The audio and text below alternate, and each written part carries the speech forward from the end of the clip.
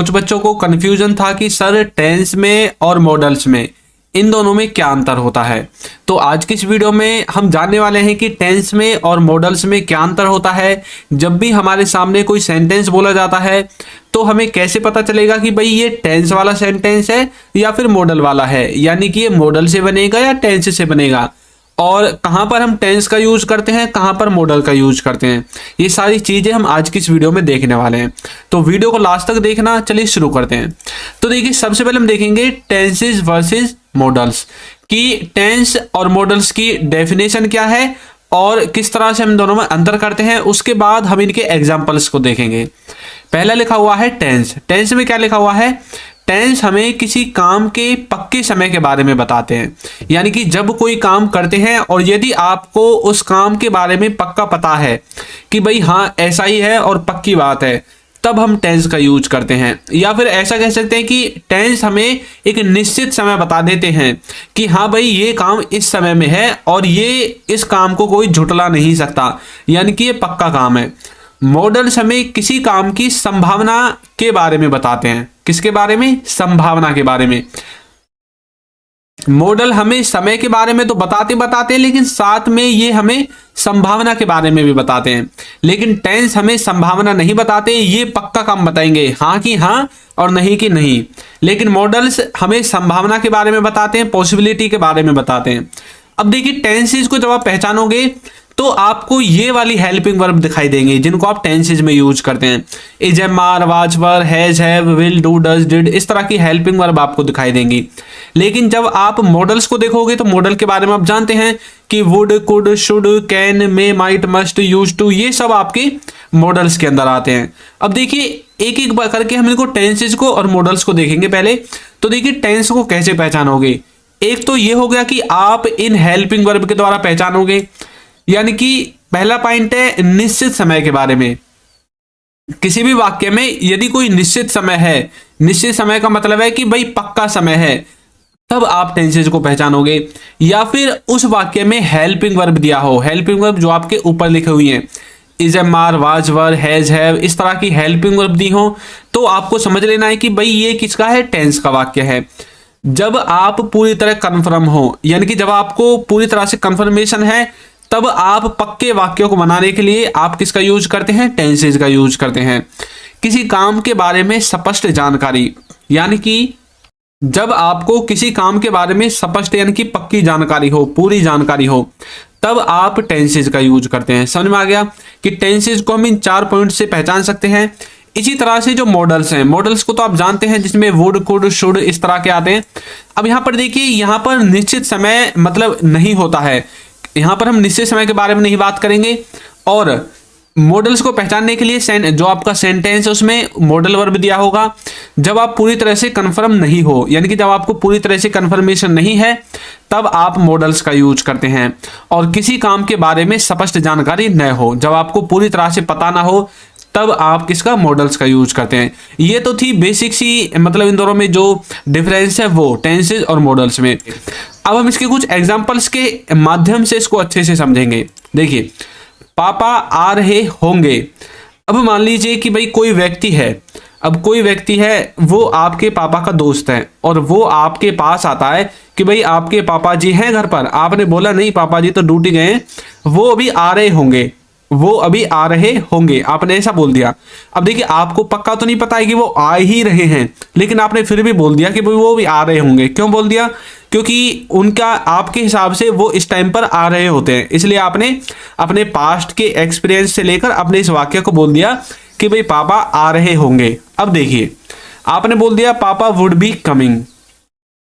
अब यदि आप पापा इज कमिंग, देखिए ऊपर वुड है, यानी कि ये किसका वाक्य है? ये मॉडल का वाक्य है। और पापा इज कमिंग, इसका मतलब क्या है? इसका मतलब है पापा आ रहे हैं।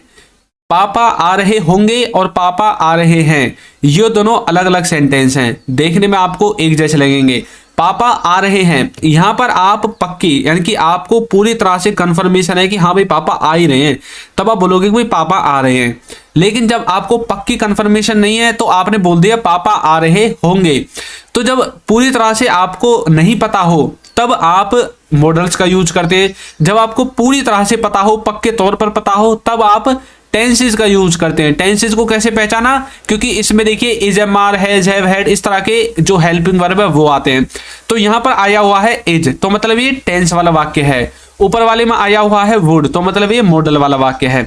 तो पापा आ रहे हैं, यहां पर देखिए कोई संभावना नहीं है, कोई तुक्का नहीं मार रहे आप, लेकिन ऊपर वाले में आपने एक तरह से तुक्का यहां पर लगाया है। समझ में आया? चलिए एक और देखते हैं।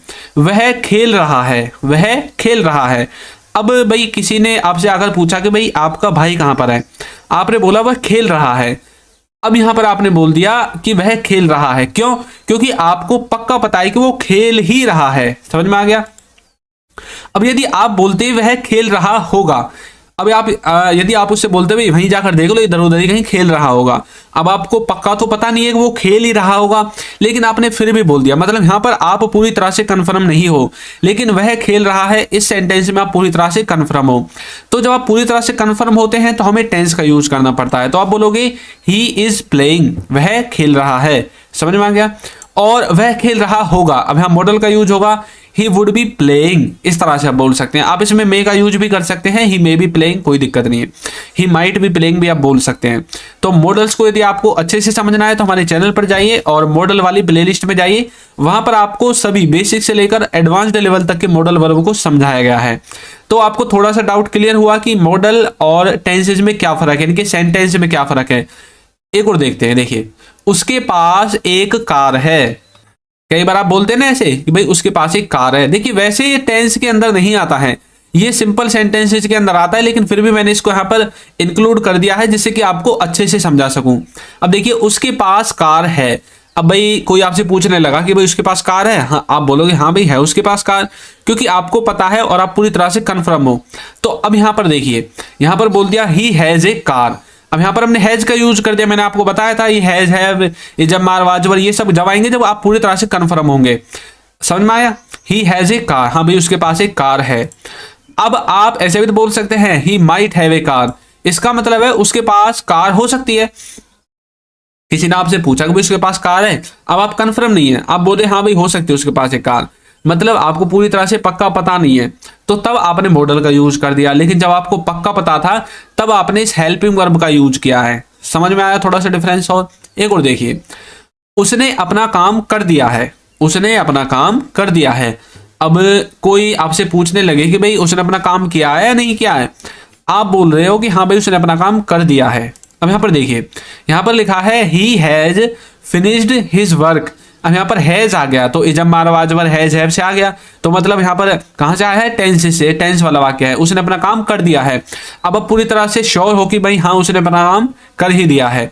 अब आप बोल सकते हो he may have finished his work. अब यहाँ पर देखिए, शायद उसने अपना काम खत्म कर दिया होगा। अब यहाँ पर आपने होगा का यूज कर दिया, मतलब आपको पक्का पता नहीं है कि भाई उसने अपना काम खत्म कर भी दिया है या नहीं किया है, लेकिन आपने देखा कि भाई इतने टाइम का तो काम नहीं है, हाँ उसने काम खत्म कर ही दिया होगा क्योंकि उसको काम करते करते बहुत टाइम हो गया है, तो तब आपने इसमें मॉडल का यूज कर दिया। तो यहाँ पर आप एक बात समझ गए कि टेंस का यूज हम तब करेंगे जब हम पूरी तरह से श्योर होंगे और समय भी पक्का होगा कि भाई हाँ इस समय में बात की गई है, पास्ट में, प्रेजेंट में, फ्यूचर में कब की गई है। लेकिन जब आप पूरी तरह से श्योर नहीं होते तब आप मॉडल्स का यूज करते हैं। ये बात बिल्कुल आपके समझ में आ गई होगी। अब देखिए, मैं आपकी प्रैक्टिस के लिए आपको एक सेंटेंस देता हूं, वह पढ़ चुका होगा, वह पढ़ चुका होगा। तो इसको आपको ट्रांसलेट करके कमेंट बॉक्स में इसका जवाब देना है कि इसकी सही ट्रांसलेशन क्या होगी।